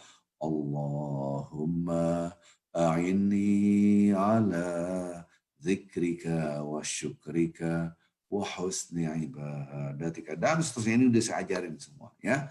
Mudah-mudahan kita semua termasuk hamba Allah yang selalu berzikir pada Allah Azza wa Jalla. Jadi lembaran hidup kita penuh dengan bekal kematian kita. Subhanakallah bihamdik asyhadu an la ilaha illa anta astaghfiruka wa atubu ilaik. Assalamualaikum warahmatullahi wabarakatuh. Silakan Pak Kris. Waalaikumsalam warahmatullahi wabarakatuh. Jazakallah khair, Ustaz. Untuk mengingat kita selalu berzikir, Ustaz ya. Masya Allah. Saya jadi ingat kemarin saya cerita dikit Pak.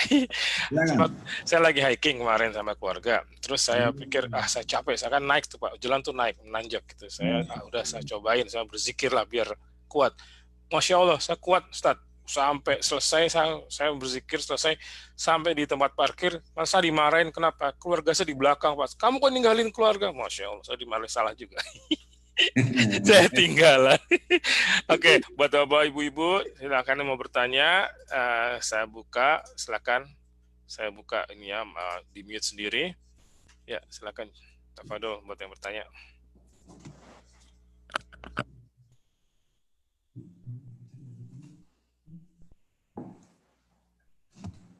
Assalamualaikum warahmatullahi wabarakatuh. Saya boleh bertanya? Silakan. Mungkin ini agak nyimpang sedikit ya. Ya, di luar, di depan, di belakang boleh, di luar tema. Ada aja lah. Kan silakan Bu. Enggak, ya, Bu Nawang. Tanya, saya saya sudah menyiapkan, ada teman, ada saudara yang sudah mau meninggal. Saya sudah menyiapkan nanti mau dimakamkan di sini, nanti di sini, funeral home di sini saya sudah menyiapkan. Ternyata begitu setelah meninggal, anak-anaknya dan suaminya sudah menyiapkan kalau dia, ini di US, kalau dia akan dibakar saja, satu karena mengirit biaya. Dibakar? Ya, padahal dia mengakunya Islam. Kedua, dia karena takut nanti diazab kubur, takut dimakan cacing, katanya begitu. Jadi saya shock sekali waktu itu, shock sampai berbulan-bulan saya shock sekali. Akhirnya mereka ternyata sudah bikin wasiat, sudah bikin ini. Ternyata suaminya juga akhirnya sakit, akhirnya meninggal juga, sama-sama dibakar juga. Akhirnya kan mereka mau rencananya biar bisa dibawa ke Indonesia katanya. Akhirnya, jadi waktu itu akhirnya dibawa abunya ke Indonesia. Pertama kali susah sekali bawa ke sana. Akhirnya nggak tahu bagaimana caranya. Akhirnya sampai ke sana, dua-duanya dibungkus pakai kotak sepatu, ya kan, boxnya sepatu. Akhirnya dimakamkan, dibagi dua. Satunya di Madiun, satunya di Jogja. Karena mereka katanya sekarang udah bebas. Karena nggak ada azab kubur, nggak ada apa, kepercayaan begitu. Saya mau tanya itu bagaimana nanti itu akhirnya. Kan kita semuanya kan ada catatannya, semuanya akan dihisap, ya kan. Jadi itu menurut Pak Ustadz gimana itu nantinya? Baik, ini keluar dari sunnah Rasulullah SAW, ini namanya bid'ah nih baru nih, gitu kan. Ya. Rasulullah SAW mengajarkan tadi yang sudah saya sebutkan, dimandikan, dikafani, disolatkan, dikuburkan, nggak ada, dibakar nggak ada, gitu kan, nggak ada sama sekali, gitu. Berarti ini keluar dari sunnah Rasulullah SAW, haram. Itu menjadi syariat Rasulullah SAW.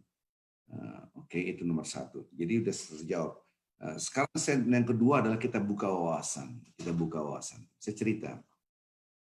Dalam hadis-hadis qudsi menceritakan ada orang yang Masya Allah relatif tidak melakukan kebaikan sama sekali. Maksiat. Sehingga dia berwasiat kepada anak-anaknya. Nanti kalau ayah meninggal dunia dibakar aja. Kenapa? Takut ayah bertemu dengan Allah. Dosa ayah itu banyak sekali. Nanti setelah dibakar, debunya dilempar ketika ada badai angin kencang. Jadi kemana-mana. Dalam riwayat yang lain, nanti kamu berdebunya dilempar ke lautan. Sudah tidak ada lagi saya pertanggungjawaban karena Allah. Saya takut banget. Dilakukanlah oleh anak-anaknya sebagaimana wasiat itu. Kemudian Allah sangat mudah, kun fayakun, dikumpulkan semua menjadilah kembali. Kemudian Allah Subhanahu wa taala, kenapa engkau melakukan hal itu? Ya Allah, aku takut engkau ya Allah, maka aku melakukan hal ini. Akhirnya orang ini dimasukkan ke surga. Memang ada hadisnya dimasukkan ke surga. Dan mungkin ini terobsesi dengan hadis-hadis ini. Padahal hadis-hadis ini menceritakan kisah-kisah orang terdahulu. Maksud hadis ini adalah konteksnya gimana kita ada rasa takut kepada Allah. Bukan mengikuti syariat dibakar gitu. Maka itu memahami dalil itu harus memahami yang dalam. Bapak-bapak yang nggak boleh Anda ngeliat tekstualnya saja. Ini sekarang kadang-kala hadisnya begini, haram, hadisnya begini. Nggak lihat konteksnya. Ilmu belajar agama itu tidak, dia harus betul-betul ngerti aja, paham bahasa Arab, melihat konteks hadis ini, tujuan daripada maqasid syariahnya apa, dia harus belajar gitu kan. Ya kadang-kala belajar dari internet aja udah merasa ulama besar gitu kan, nyalain sana, nyalain sini gitu kan. Nah, mungkin orang ini memahami tekstual dari kisah-kisah yang tadi saya ceritakan, dibakar tubuhnya, kemudian debunya dilempar ketika angin yang kencang ataupun di lautan. Itu hadisnya banyak, dan itu hadis qudsi yang sahih. Dan itu hadis qudsi yang itu kisahnya Allah SWT akhirnya aku panggil orang ini, aku tanya kenapa engkau melakukan hal itu, karena aku takut kepada engkau ya Allah, maka aku masukkan ke surga karena dia ada rasa takut kepada Allah Azza wa Jalla. Nah ini, jadi ada dua sisi. Yang pertama adalah ini dilarang oleh Allah, ajaran agama kita. Karena ajaran agama kita ada syariatnya, caranya bagaimana mengurus mayat itu tidak dengan dibakar. Haram, haram, haram, haram. Nah, mungkin yang kedua ini hanya membuka wawasan. Ada teks-teks hadis yang berbicara tentang dibakar, gitu kan? Hadis-hadis qudsinya. Nanti kapan-kapan kita bahas judulnya hadis-hadis qudsi, keren banget. Gitu kan. Ini banyak maunya nih saya, bukan banyak maunya. Begitu program harus banyak. Sehingga imam masjid di Al-Hikmah itu penuh dengan kegiatan di masjidnya, nggak kemana-mana ini. Jadi kita harus, ini hadis qudsi itu bercerita, kisah 1, kisah 2. Allah SWT berdialog. Tadi yang saya ceritakan tentang apa yang telah engkau lakukan di muka bumi itu ada hadis qudsi karena ada kata-kata Allah tapi tidak tercatat di dalam Al-Quran, tapi dalam hadis surat Muslim tadi yang saya ceritakan itu. Nah ini mungkin dia terobsesi gitu, akhirnya masuk surga nanti bakar ya, padahal tidak boleh gitu kan. Syariat Islam yang harus Anda tegakkan yaitu ikut Nabi Muhammad sallallahu alaihi wasallam. Allahu a'lam. Ada lagi pertanyaan, silakan. Terima kasih. Sama-sama. Nggak ada Pak, kayaknya itu habis deh. Assalamualaikum Pak Ustadz. Waalaikumsalam warahmatullahi wabarakatuh. Ibu Elva ya, betul? Iya. Ya saya tahu baca namanya di situ di Elva. Elva, kok nggak ada gambarnya beda nih? Oh anyway, silakan Bu Elva. Pak Ustadz, ini ada pertanyaan ini karena saya kan suka ngikut kajian di mana-mana Pak Ustadz, ya kan? Yang seperti Ustadz ajarkan, gitu ya, loh. Harus gitu. Ini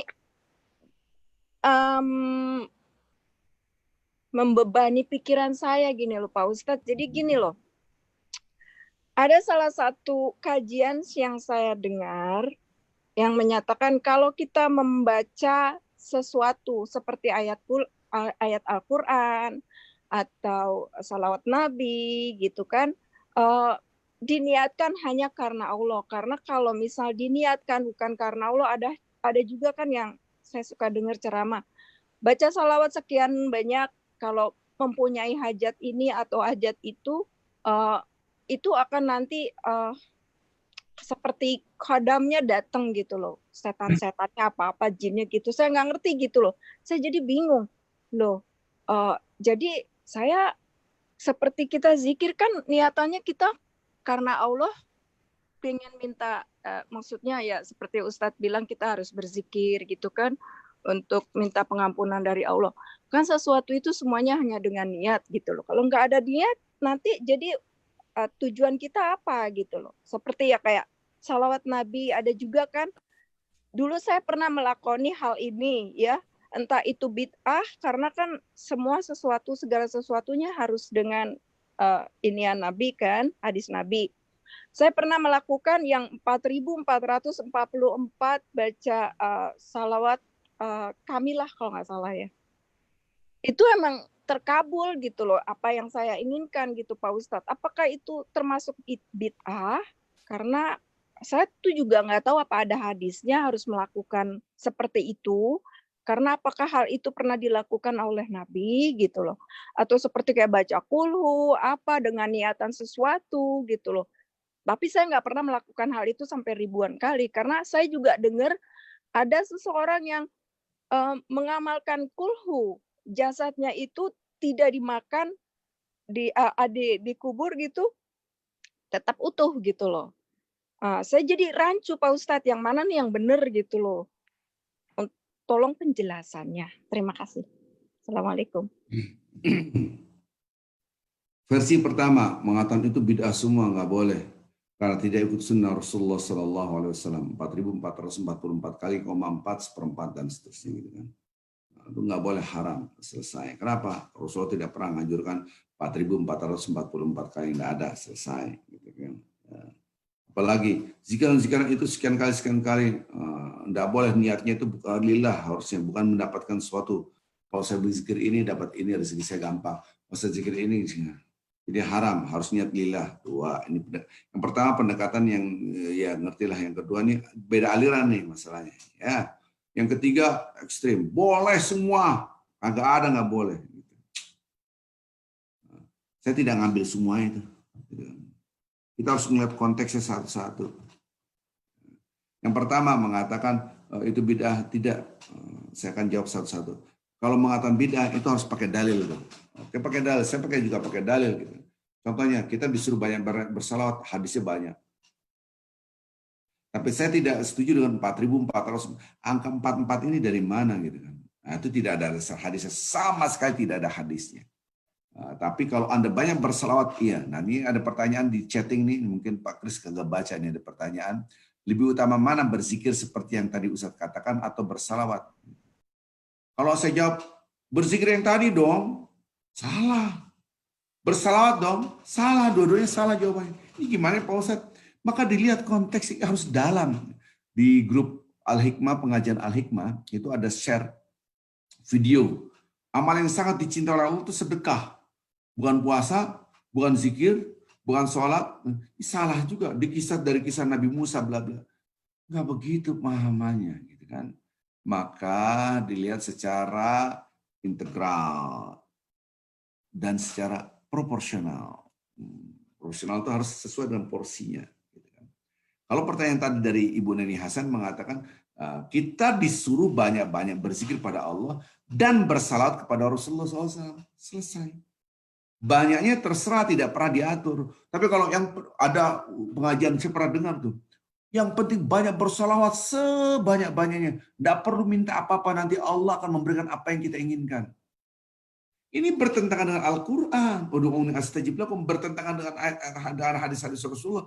Minta ini, minta ini. Rasulullah tidak melakukan hal itu. Banyak permintaan ini, minta ini, minta ini. Dan sudah saya susun beberapa hadis. Itu banyak sekali hadis-hadis. Nah itu bertentangan.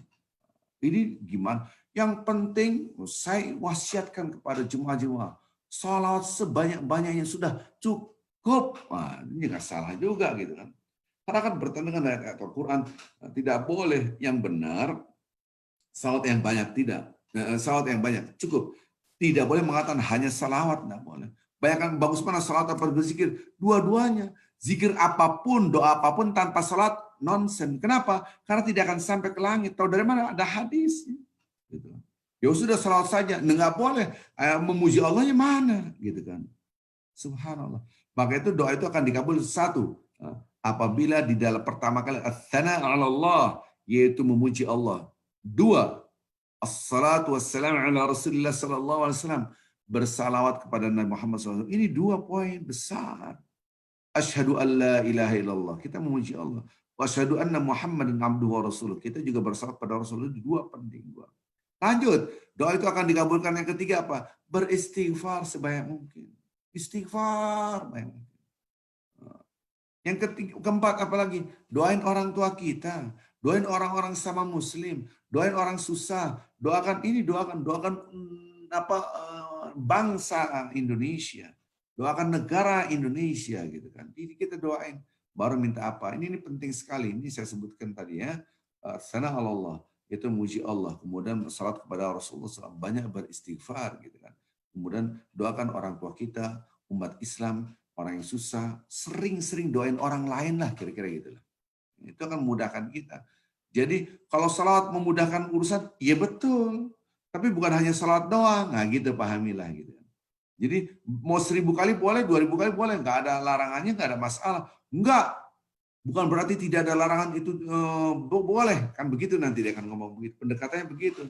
Subhanallah. Jangan seperti itu, kan ada hadisnya. Bukan berarti tidak ada hadisnya.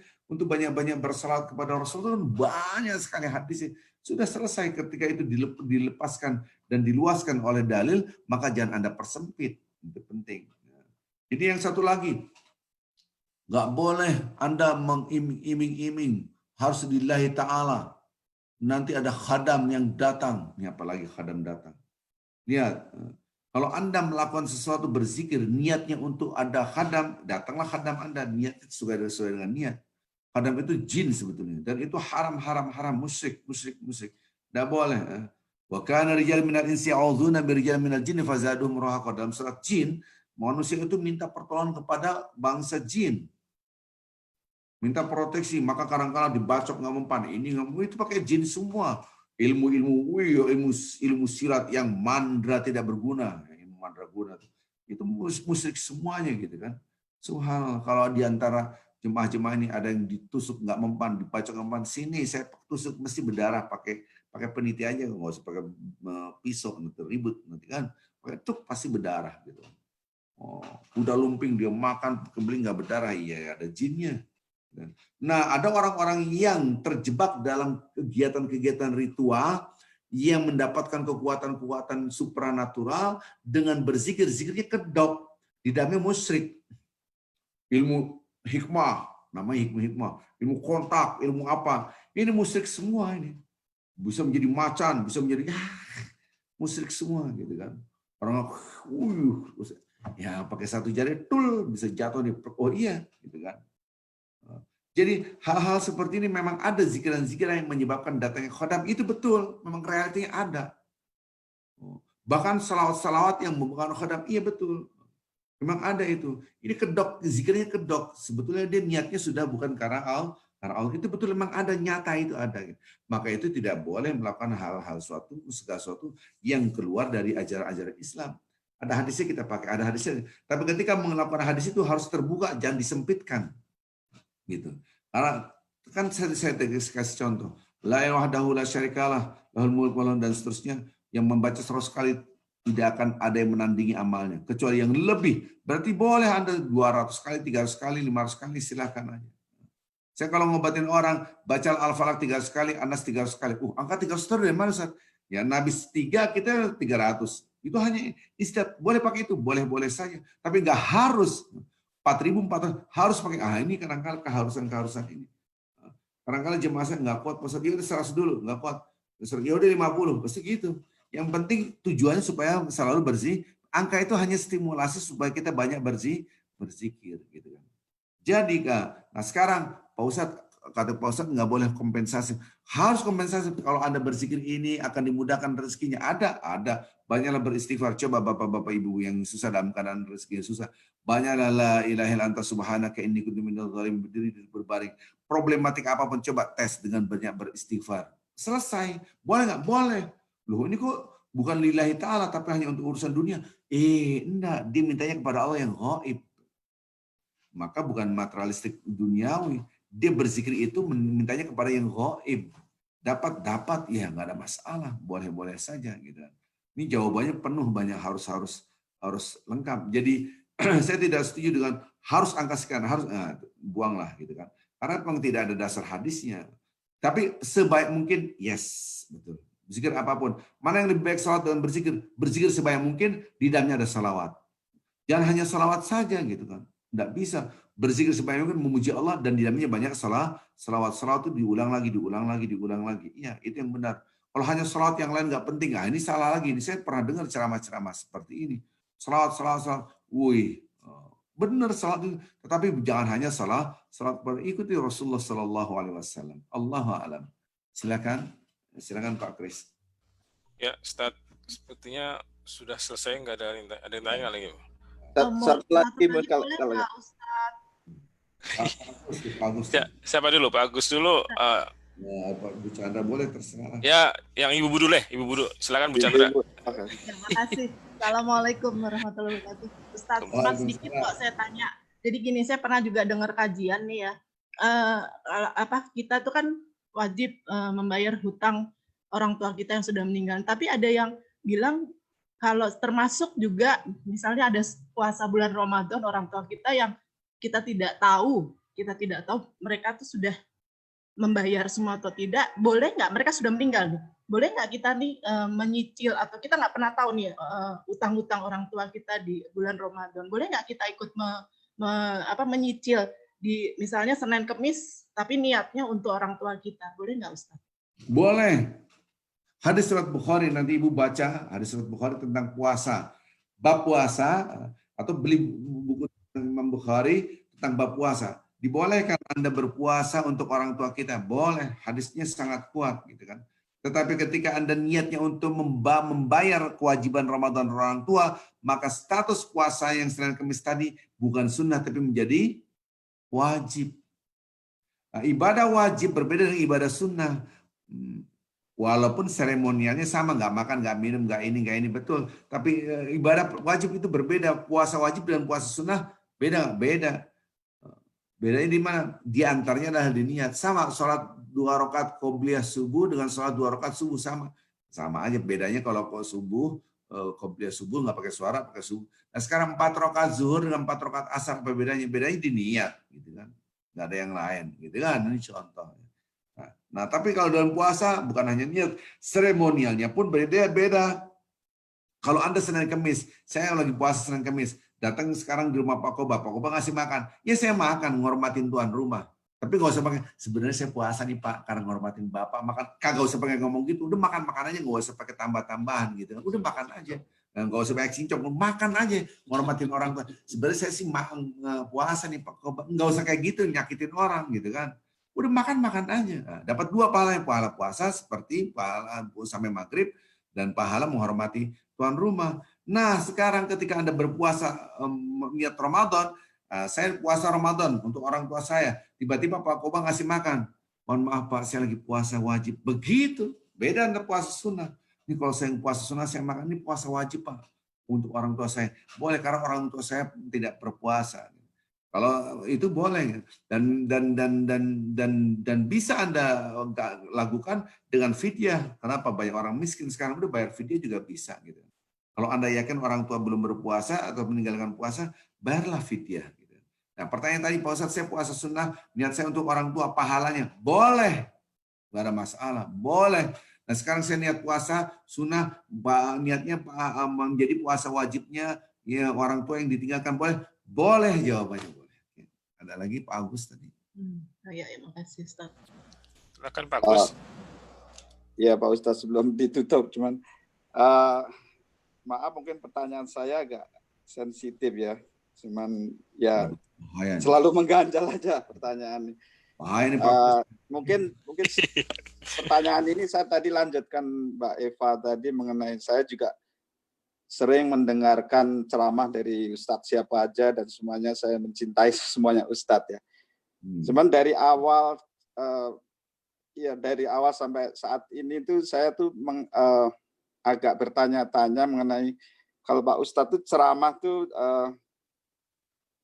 saya tuh biasanya kalau ceramah kan banyak yang Ustadz itu banyak yang selalu atau mengawali dengan wa iyyakum wa mudah tilatil umur fa inna kula mudayatin bid'atil wa kulu bid'atil dolalah.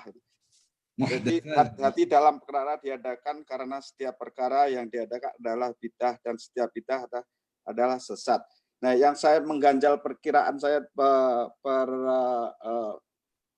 perhatian saya itu takutnya saya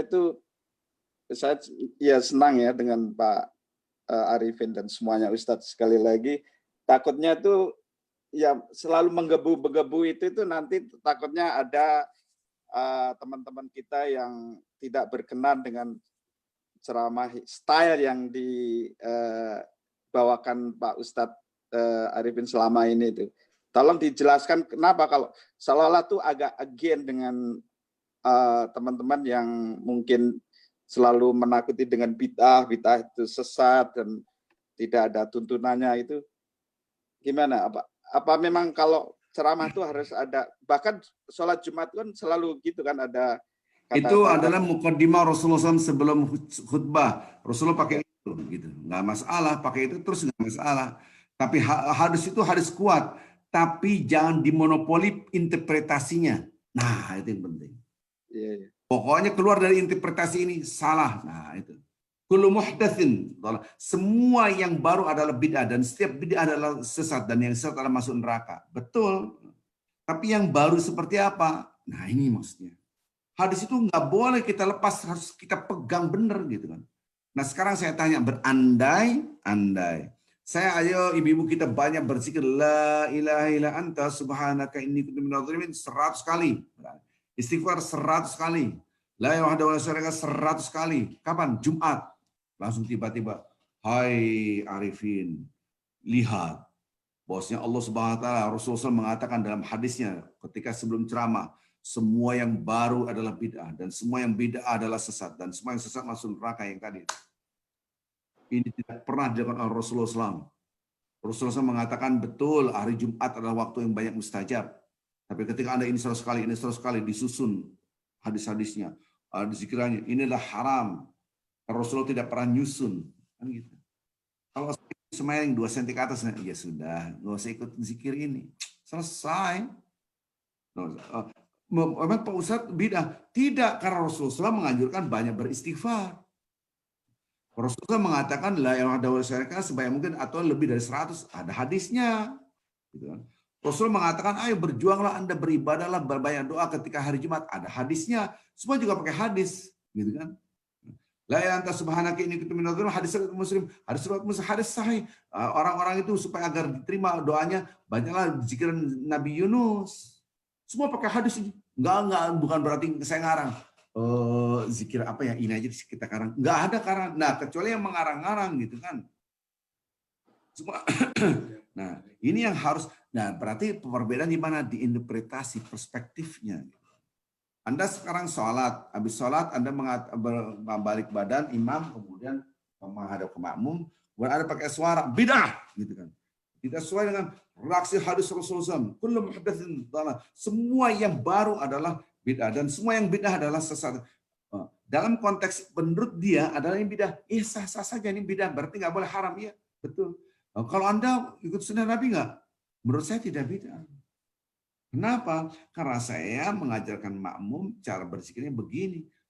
Kiai dulu mengajarkan murid-muridnya pun begini. Cara berzikir itu diajarkan dia, dibimbing. Kadang-kadang nggak dibimbing, akhirnya dia selesai habis sholat cabut. Nah, gara-gara dipimpin dia agak lama dikit berzikirnya, nungguin. Oh, imam doa, saya ikutin doa. Akhirnya dia berdoa, yang tadi malas berdoa tidak berdoa, yang tadi jangan berdoa berdoa. Termotivasi.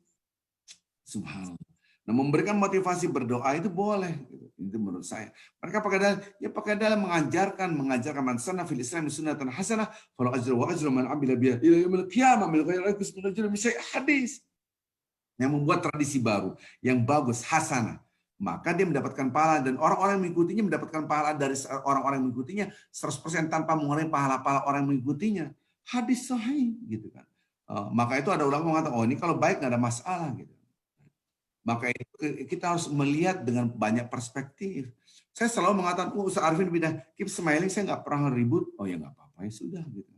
Nggak pernah saya, udah, kecuali dia menyerang saya, saya terangkan, ini loh dalilnya. Enggak, ya udah mau diapain. Kita juga nggak bisa maksain dia juga nggak maksain kita, gitu kan. Intinya, gara-gara orang-orang memudahkan mengklaim dan menjudge bid'ah, ini jadi perpecahan. Gitu kan. Jadi perpecahan. Bukan berarti saya meninggalkan hadis itu, saya pernah mengatakan bid'ah. Iya pernah, kalau hal itu jelas gitu kan. Waktu syura, Anda ngerendam di air untuk mendapatkan ini, ataupun pakai kerbau di Solo itu ada kerbau bule, kerbau yang atau haram bid'ah, itu jelas bertentangan dengan akidah kita. Maka yang bid'ah itu bukan berarti semua yang baru, tapi baru yang bertentangan dengan Al-Quran dan hadis. Selama tidak bertentangan dengan Al-Quran dan hadis, maka tidak disebut dengan bid'ah. Anda punya Al-Quran itu bid'ah karena Rasulullah SAW tidak pernah menyuruh membukukan tertulis. Bahkan hadis-hadis Rasulullah SAW mengatakan Anda tidak boleh mengumpulkan hadis-hadis juga dikumpulkan, tidak boleh. Ada hadisnya.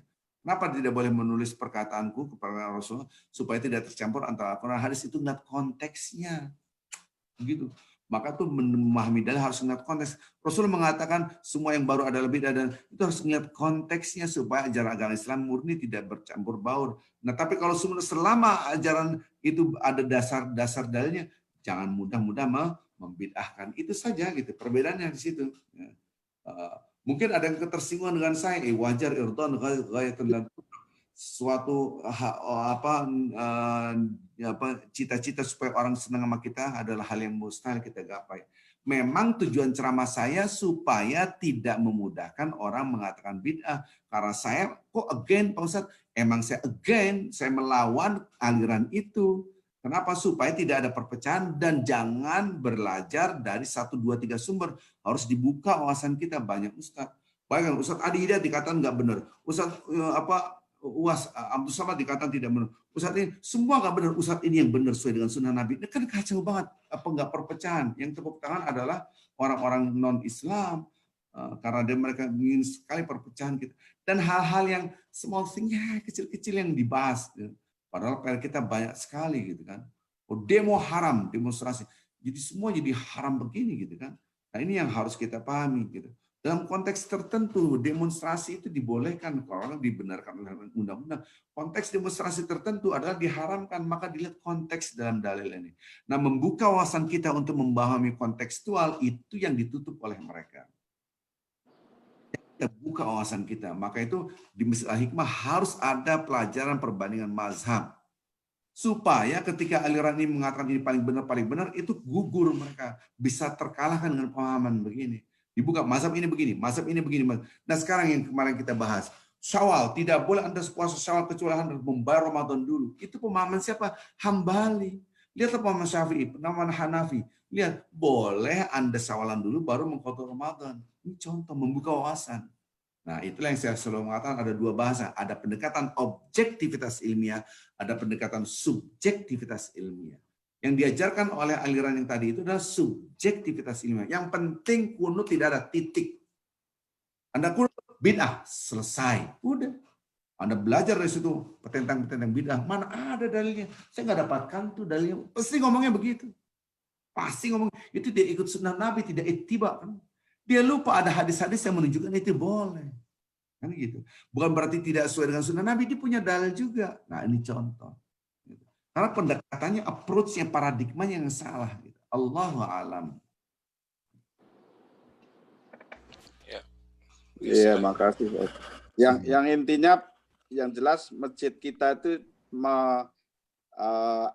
adopsi semuanya mazhab gitu Pak Ustadz ya. Tidak. Oh iya dong, harus dibuka, wawasan itu harus dibuka gitu kan. Semua mazhab bisa diakomodasi gitu ya. Maka itu pengurus masjid tidak boleh dikuasai oleh satu aliran. Kalau enggak pecah. Betul. Wih, bahaya sekali gitu kan. Di paling penghuni surga sendiri, yang lainnya salah semua gitu kan. Wah, kacau banget gitu kan. Iya, makasih Pak. Sama-sama. Ada lagi? Ya, satu lagi Ustadz, ini sebelum tutup ada dari Bu Deni Hasan di teks. Ya, apakah ada zikir yang dikhususkan untuk diri kita sendiri dari seorang Ustadz? Itu saja pertanyaannya.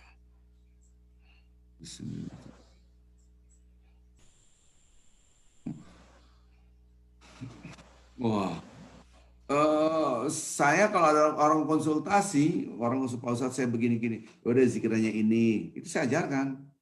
Oke, zikirnya ini, lihat konteksnya gitu kan. Pak Ustadz saya sakit hati mau pasangan hidup saya begini-gini, udah zikirnya Anda ini. Gitu. Ini bukan khusus, Anda boleh pakai zikiran yang lain, saya nggak pernah mengkhususkan. Nah kadang-kala ada orang yang salah gitu. Oh, khusus untuk Anda, tanggal lahir berapa? Saya tanya Pak Koba, tanggal lahir berapa? Harus saya hitung. Oh, Anda berzikirnya dengan juz 20 doang. Anda cocoknya juz 20. Nah, ini ngaco nih. Zikir khusus ini doang. Ini khusus buat Anda tanggal lahir ini, nama ini, zikir ini doang. Anda nggak boleh.